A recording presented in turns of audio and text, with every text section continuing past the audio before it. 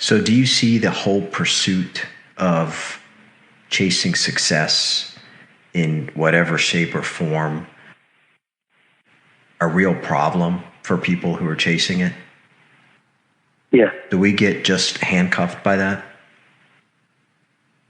Yeah, because what they're chasing is really the fringe benefits of success. They're chasing how to better another. And ironically, bettering another means that you are limited by the other person because you will only do just enough to inch past him. And once you have inched past him, you'll stop. So you'll never know how good you can be. Mm-hmm. So competition breeds mediocrity. Yeah, I live in that space. I really, and over the last year or so, you have convinced me of that. So I'm there with you.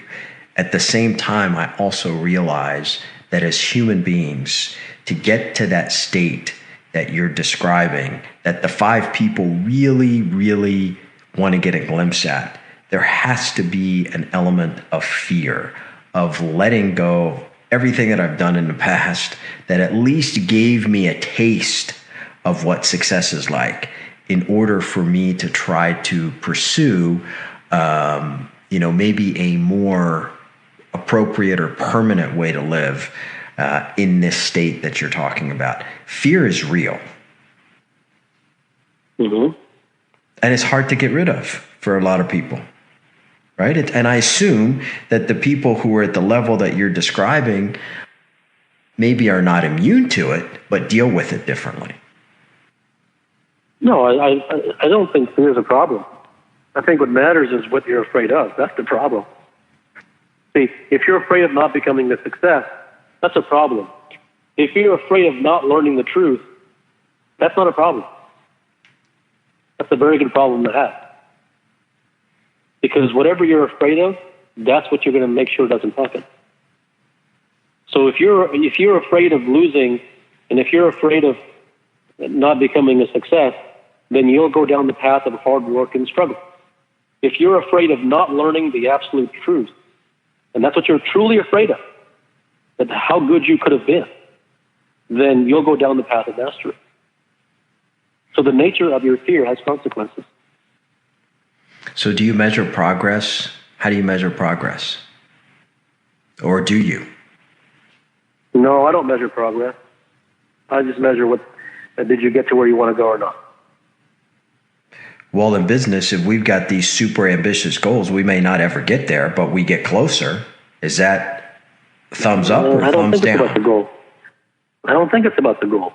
I think it's who you believe yourself to be and what you believe your destiny is.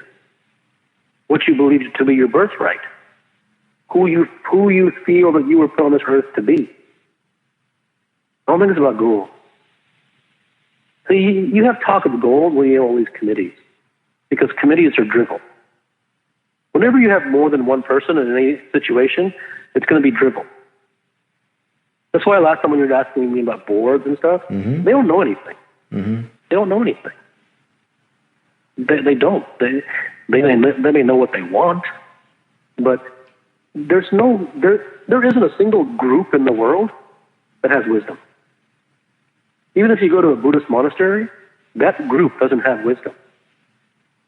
There might be one guy, and it probably isn't even the head guy, who has wisdom.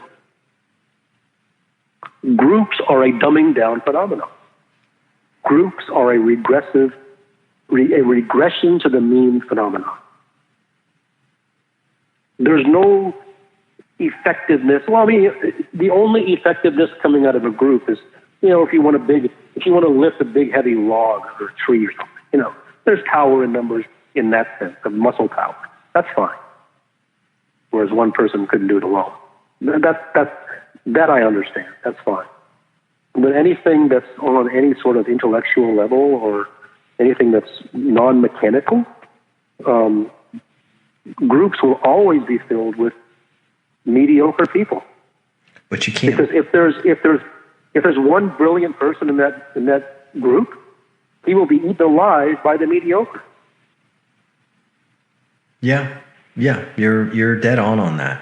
But how the hell do you build a great business, an impactful business, or build a great sports team without having a group that's working together in some way, shape, or form? Well, yeah, I think the team is really a false construct. There's no team. From the outside, it looks like a team, but each person within that team is a perfect individual who is the best at his particular thing.